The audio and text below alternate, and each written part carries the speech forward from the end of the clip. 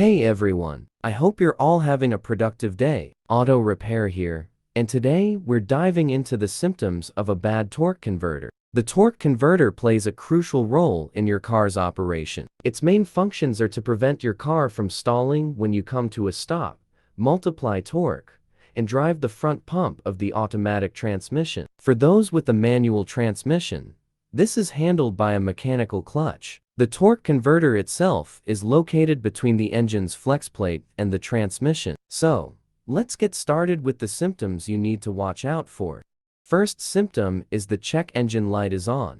Specific trouble codes related to the torque converter clutch could pop up when you scan your car with an OBD2 scanner.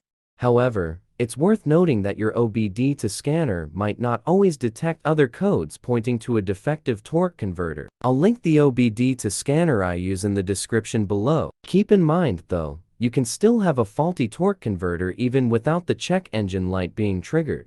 Let's move on to the next symptom. Another telltale sign of a bad torque converter is your car shuddering. To give you a clearer picture, it feels as though you're driving on a rough, bumpy road.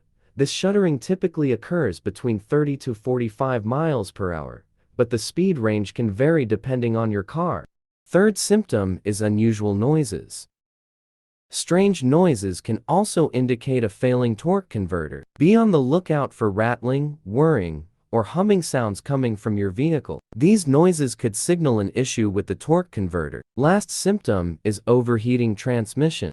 A defective torque converter can lead to dangerously high transmission fluid temperatures, causing your transmission to overheat. However, before jumping to conclusions, check the condition of your transmission fluid. Dirty or old transmission fluid can cause similar symptoms, so it's always a good idea to replace it first and see if the issue persists. Thanks for watching. If you found this video helpful, like and comment for any question, and don't forget to subscribe.